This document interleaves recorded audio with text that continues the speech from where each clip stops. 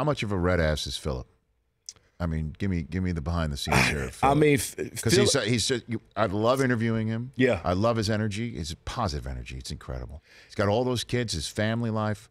But when he puts on the helmet, he seems to just turn into a different guy. You know, Philip is he's the biggest competitor I've ever had a chance to play with. Number one, not a linebacker, not a D lineman, offensive. No, Philip. He cares about winning that much.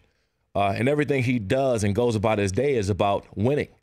I'll never forget, you know, some of the earlier seasons that I had early on in the mid-2000s when we started out 0-2 and 0-3.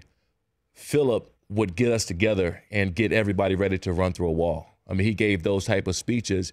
And when you have a quarterback that's willing to go out and lay it out in the line, and he wants to win that bad, he can get other guys going to make things happen. What would he say? Give me an example of what the speech. Well, first of all, he never cursed, so it was hard. It's always hard to give the best speeches, but he did, and never dropped.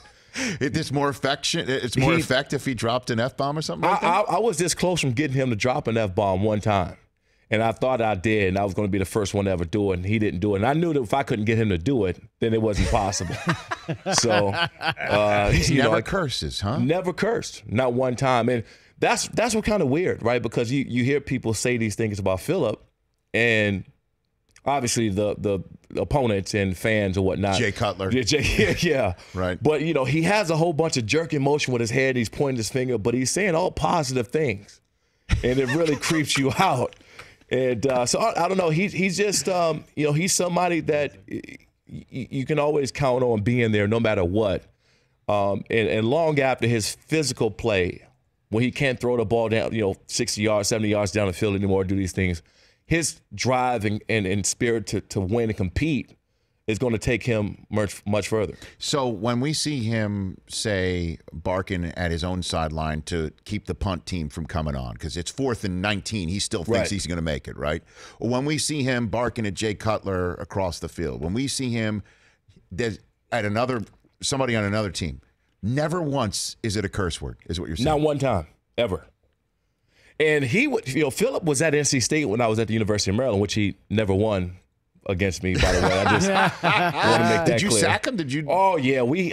He was the only quarterback, actually, at the end of the game, his senior year. Yes. I was laying on him, and as I was getting up, he was twisting my ankle. What? He was twisting my ankle, and he squared up with me in the end zone. And at that point in time, I knew that this was a different cat. Philip Rivers. Oh, yeah. He squared up with me in the end zone. He was ready to go.